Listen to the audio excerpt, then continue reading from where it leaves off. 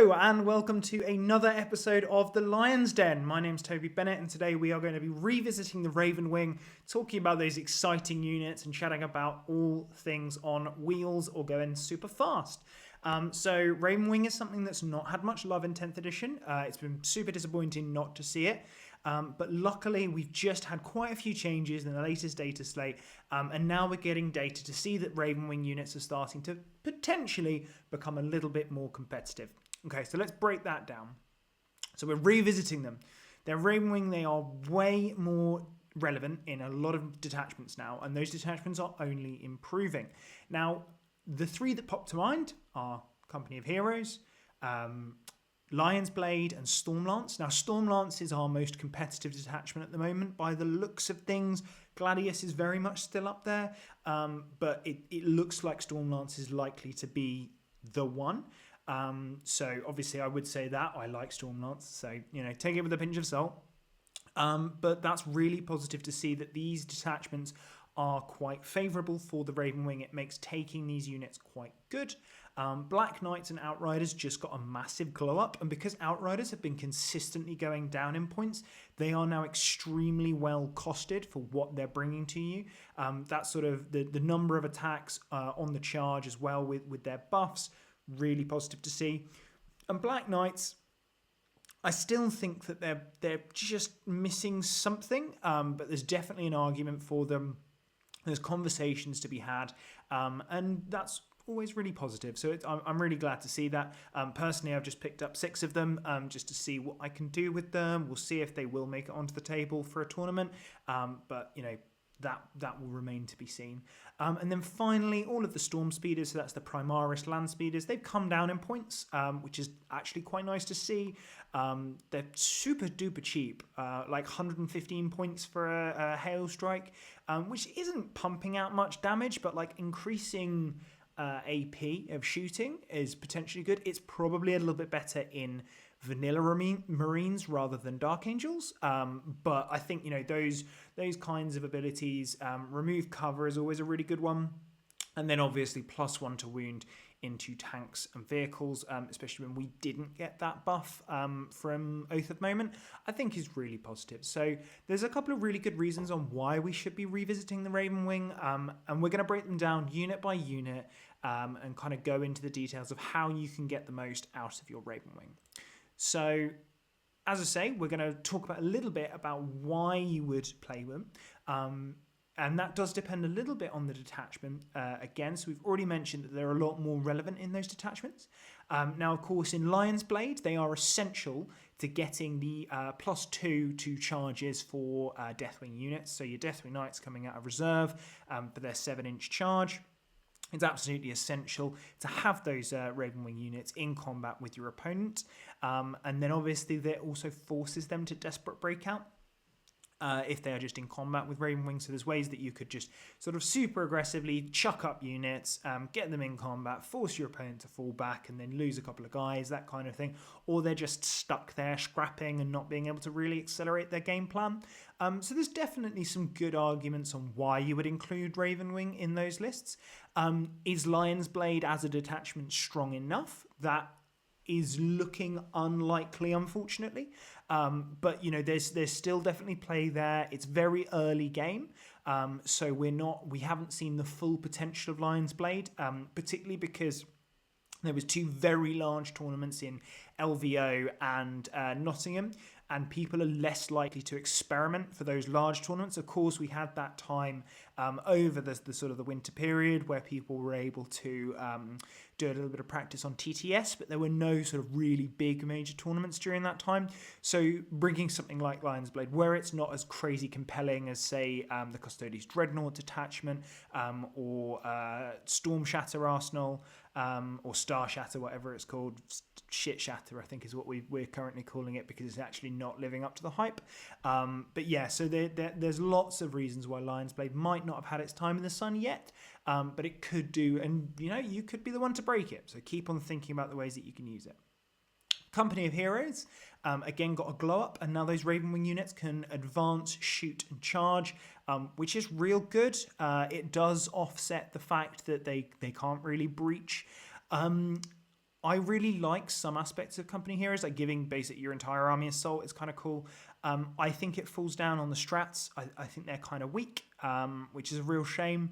But I think there are ways that you can make it work. It would have to potentially be a slightly more shooting focused list, or maybe well, I guess you could do it with some of the more slower like dreadnoughts and things like that, like we did see previously. But in all honesty, it's still not the most competitive. However, again, there's definitely ways that you could use it to pin your opponent in position. And I think that could be quite positive. And then finally, and in my opinion, the most competitively, it unlocks more in Stormlance, particularly 3 stratagems that previously iterations didn't actually have access to. So that is -1 to hit and -1 to wound in shooting, an auto advance of 9 inches, and lance with reroll charges. So those 3 stratagems are all incredibly good in a vacuum. The fact they could only target poor units at that time really sort of brought them down. But obviously, if you look at how Space Wolves have used them with Thunderwolf Cavalry Jail, you can see just how efficient they are. So the fact that A, we have better access to CP than Space Wolves, and B, we now have some units that are both cheap, efficient, and good in the mounted area of our army. It just massively improves how those Stormlance lists can start looking, and that they'll have access to all of those stratagems, which is particularly important now, I think, because they have just Armor of Contempt was one that was used quite a lot in that particular army. But with that nerf, obviously it's going to be used a lot less, and then a lot of the time you are just Windswift evasioning the whole time. It's incredible. However, just having access to those other stratagems just gives you more choice, and I think that's a really good thing. And particularly some units that we'll come on to in a little bit have sort of argued their way into that particular list. Okay, so let's jump on to Sammael, the master of the Ravenwing. I really quite like Sammael. So 115 points, which is not overly expensive. Seems pretty durable and efficient for that. He's still only T5 and a 3-up save, but he's hopefully not taking too many shots. I think he's got like 7 wounds, so he's pretty durable in the wound department. 3-up, 4-up, that kind of thing. So yeah, like he's not going to die overly quickly, and he is super efficient. So he's just had his ability change, which really helps with Company of Hunters. So he allows his unit to advance charge and shoot charge. But if they already have that ability, and they do have to have both of those abilities, they can't just have one, they are then able to add an inch to their advances and to their charges. So the latter is only available in Company of Heroes, to my knowledge, because I'm not sure that it works with Assault. You'd have to ask a referee about that. But I do know that it doesn't work unless you have both of those, which is a bit of a shame, because I was looking at a Stormlance Sammael MSU build, but it's not quite there. However, if you are playing Company of Hunters, super good. And then let's jump into how good Sammael is in combat and shooting. So, on the charge with Outriders, which is a 195 point unit for 3 Outriders and Sammael, he is Sustain 2, Strength 7, AP 3, and Damage 2, with 6 attacks hitting on 2s. That's going to eat a lot of things. That's going to slaughter a lot of things. And if you do happen to be in Company of Heroes, you're getting +1 to charge on that as well. Alternatively, if you're in Stormlance, you can give it reroll charges and Lance. And I guess if you're in Lion's Blade, you can give it go through walls. So there's lots of really cool things there, alongside a plasma cannon, which does not hazardous, and just is constantly 2 damage. So it's D3 blast, and it stings. And he's also got Storm Bolters, because like he needs extra guns, of course. Like, he just needs them. So obviously, is Sammael, like, would I pay 195 points for basically 12 ablative wounds at strength 5s, 3-up save, that kind of thing, and then that ability? Yeah, I think I would. I really like it. Sammael is something that I do really want to experiment with.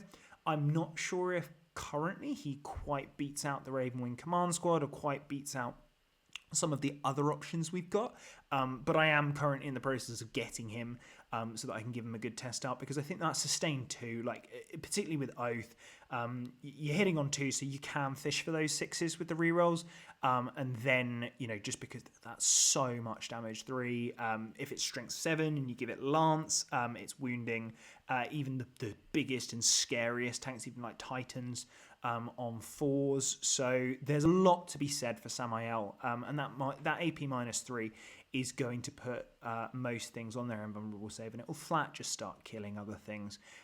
So Sammael gets a big thumbs up from me. I'm really excited to use him.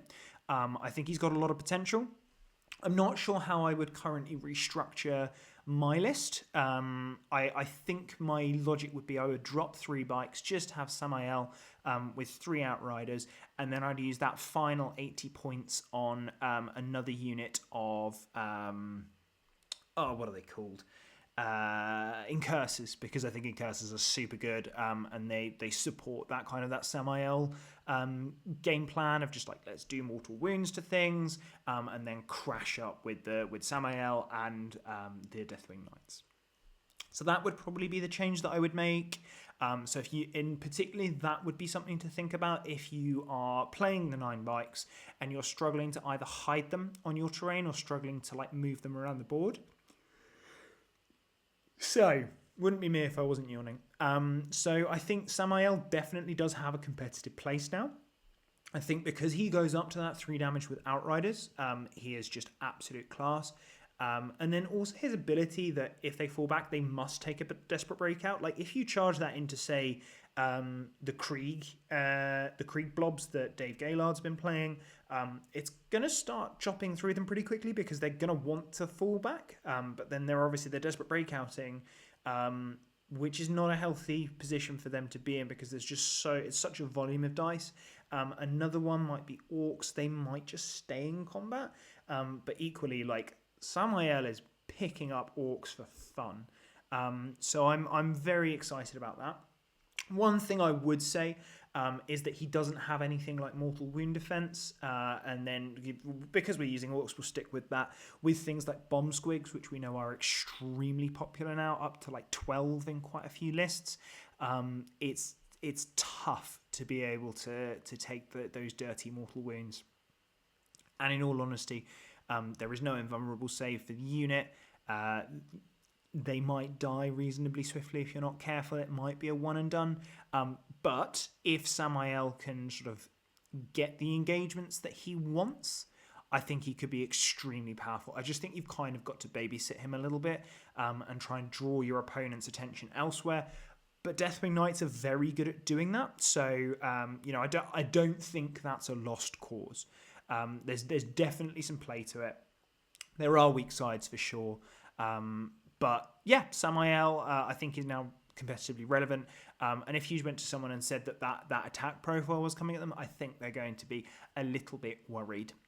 Which then brings us on to the other Dark Angel specific unit, and that is the Black Knights and the Command Squad.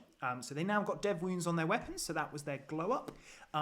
And if you've watched my other video, you'll see that I'm really high on the Command Squad.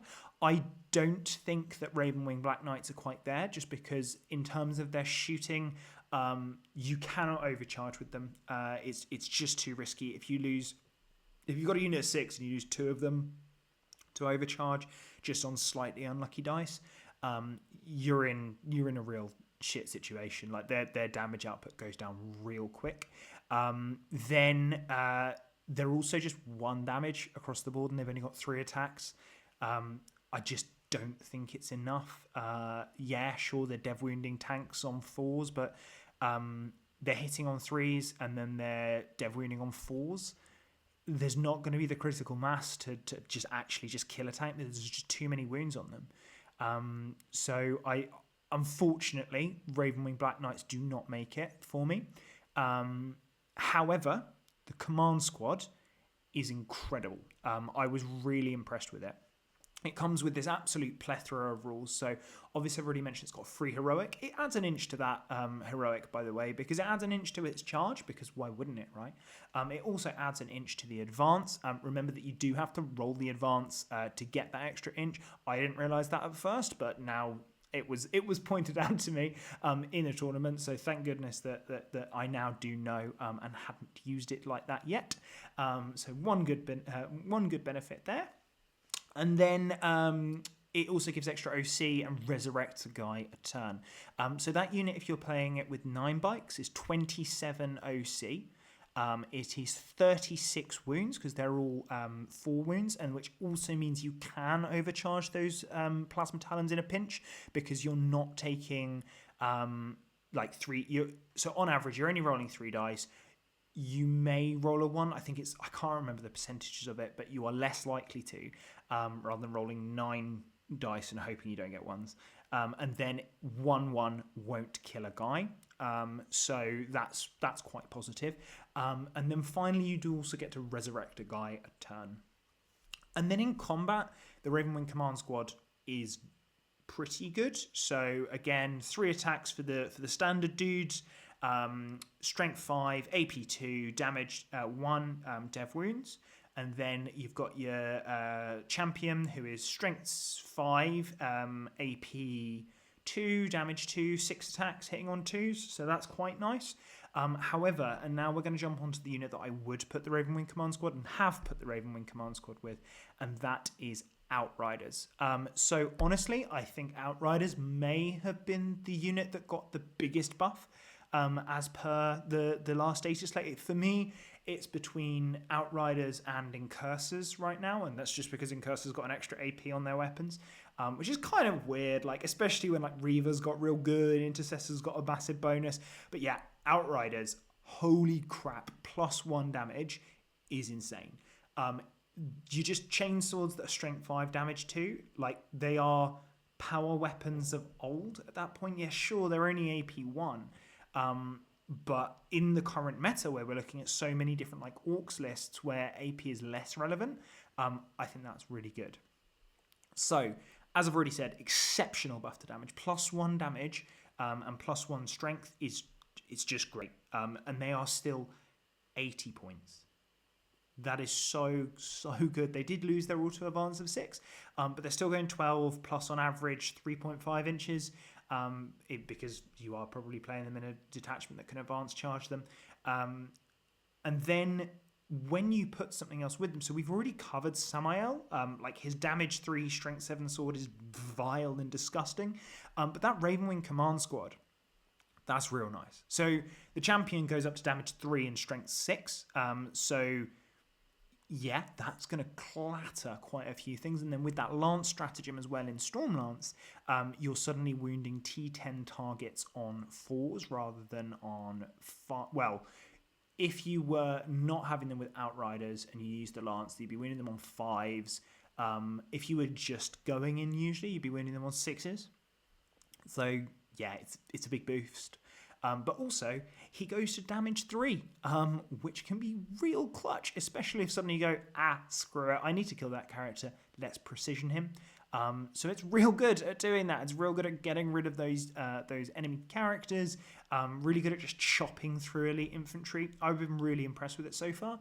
But then also those 6 attacks that you get from the Ravenwing Command Squad, they still have dev wounds, but now they're 2 damage. So they go up to strength 6. They are AP 2 still, but now they're damage 2. And that is a huge breakpoint for me. It makes it so much more efficient.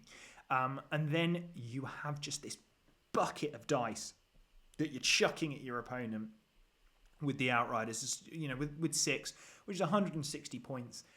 It's 24 strength 5, AP 1, damage 2 attacks, or just half that for 80 points.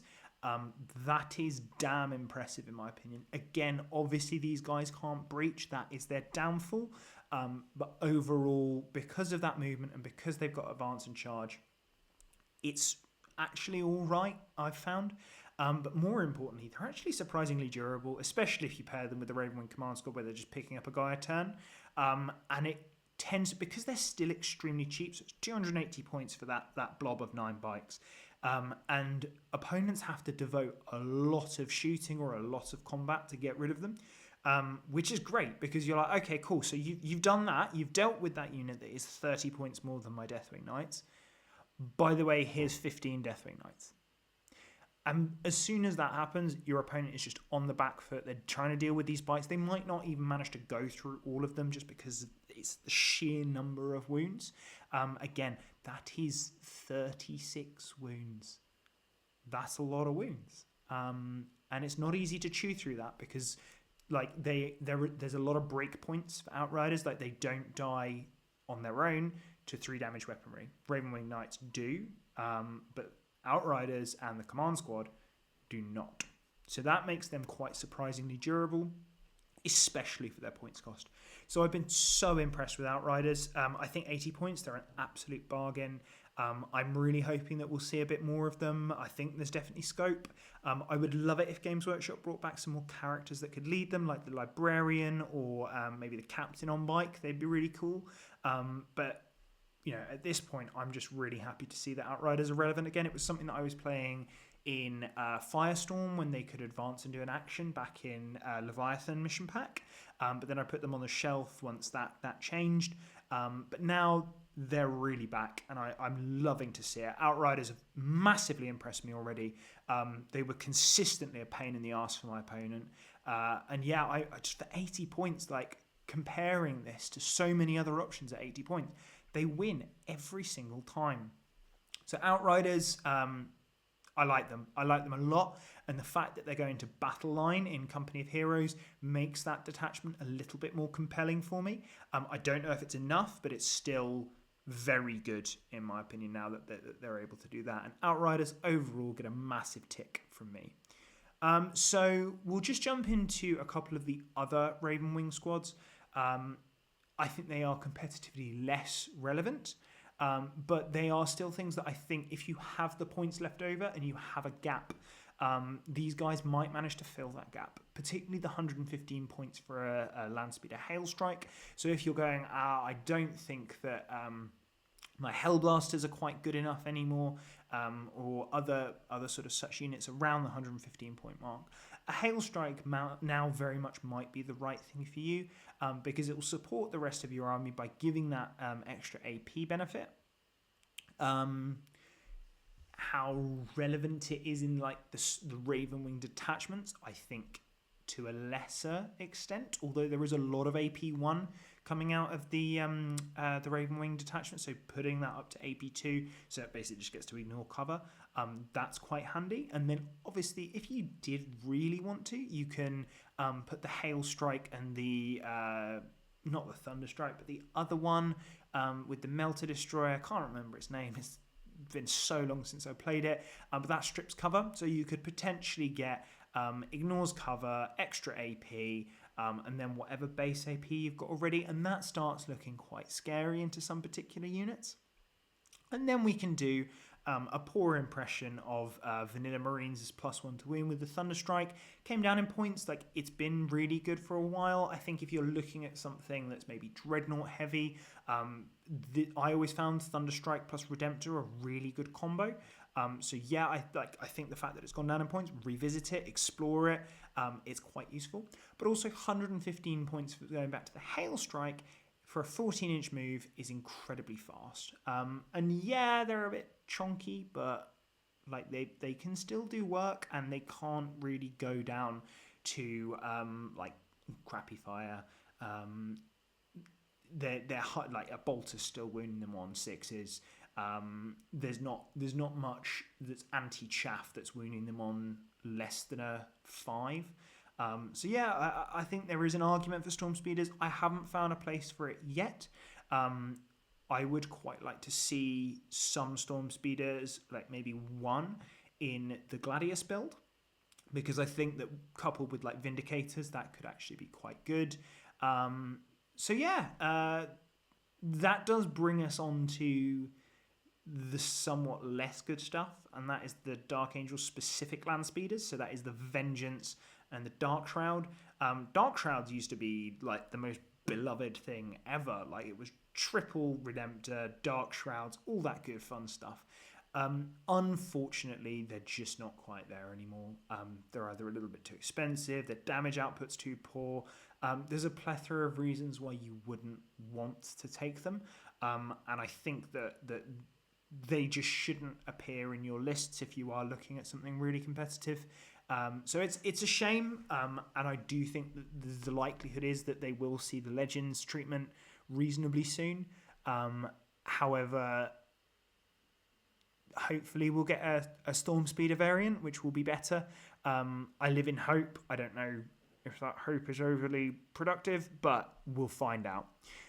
And then finally, let's talk flyers. So back when the Lion's Blade detachment dropped, and I did my video on the Lion's Blade on how I quite liked it. A lot of people said, "Oh, have you got no love for the Storm Raven with Knights of Iron? Because that Kool-Aiding through a wall could be quite hilarious." And yes, it can be quite hilarious. Do that and then drop off like a Brutalis or something like that. Not bad. But it's a lot of points. Yes, -1 damage, we know is great. And it's like Lion's Blade at this point could just start spamming -1 damage units. And I like that. Like, you know, it makes Redemptors good. It makes Storm Ravens good. Deathwing Knights is suddenly even tastier in that. And like against something like World Eaters, you're just going to devour them because they're all 2 damage. They just really start struggling. So I do. There is an argument for a Storm Raven, particularly with Knights of Iron. How competitive it is, I think, is debatable. Flyers in general, I've always found a little bit sketchy, and I think it's kind of good that they're always a little bit sketchy, just because the way that they could be used is potentially bonkers. So I think they are a little bit, like, for caution's sake, overcosted and a little bit on the weak side, which is a shame because obviously I really like our Dark Talon, because that Rift Cannon is just friggin' cool, like just randomly just popping off and killing things. Is it relevant? Is it good enough? No, is the brutally honest answer. It's a real shame, but it's just not there. So that is our retrospective of the Ravenwing and how good they are. And I think if you can take one thing away from this video, it's, oh my god, Outriders are back. Outriders are beyond good. I absolutely love them. I think they're super cheap, super efficient. And also those fat bases, they're great for like just jailing your opponent. Like just get them in front of your opponent, make them be a pain in the backside, make them force resources to clear them up, and then go, cool, now here's 15 Deathwing Knights. How do you like them apples? So I genuinely think that Outriders are now a viable competitive unit, particularly in Stormlance. I think Company of Hunters needs a revisit in some ways.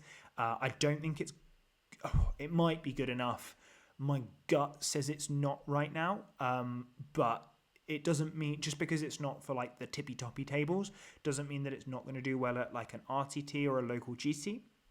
So like if that is your thing, still definitely this is the time to be doing that, and that is absolutely something that I would love to celebrate. The fact that you can now go, Ravenwing, they're actually not crap now. So overall, most of the Ravenwing units probably still aren't quite good enough. However, the Ravenwing Command Squad and the Outriders, I would say, are sort of up there. They are definitely competitive. Sammael feels like he's screaming out for something to make him competitive. I haven't quite solved that. I'm going to be trying to solve it. I don't have the miniature currently. I'm just trying to sort that out. I think it's a bit obnoxious that miniature is £40 and still fail cast. So naughty Games Workshop, but hopefully we'll see a new Sammael at some point, although we have just had a new Asmodai, and we didn't really want that. And also poor old Ezekiel probably needs a little bit more love, given that he is still metal. But yeah, I think Sammael is up there. I think we will see him in some competitive lists. I think that the Black Sword or whatever it's called is super good. And I'm excited for it. I'm genuinely very excited for Sammael. I think, unfortunately, the Storm Speed is probably less likely, particularly just like the Ravenwing part is pretty irrelevant. the Storm Raven, I want to see it happen. I want to see someone do that. I don't know if they're doing that on the top tables, but like, it's cool. And maybe like a local RTT, I will give that a shot just because I think 15 Deathwing Knights, triple Redemptor, triple Storm Raven. I don't even know if like points wise that actually works. But like that, then maybe with some Outriders and some Scouts, like sod it, we'll do that. Let's go. That'll be good fun. So yeah, I think again, it's a great time to be a Dark Angels player. It's a really, really positive time to be a Dark Angels player. I think the Ravenwing are looking really solid. Obviously, the Deathwing we know are looking solid. And Space Marines in general are great. So I hope this big takeaway is that you can go back and revisit those Ravenwing units. There is definitely still some scope for every single one of them, apart from the non-Storm Raven flyers. But I'm really excited to see what you do with them. So if you're looking at like particular Ravenwing units, how you're using them, I want to hear in the comments below. So give me a shout, drop us a like, give us a subscribe if you're enjoying the content. I will be continuing to do more and more Dark Angels content. I am taking them to the ITT soon. So yeah, hopefully I will see some of you there. If you do spot me, do come say hi. I always love meeting people that watch my content. It feels like very, very wholesome to be able to sort of be unified just by me talking at a screen about toy soldiers. But until then, stay loyal, fuckers, and we'll see you in the next one.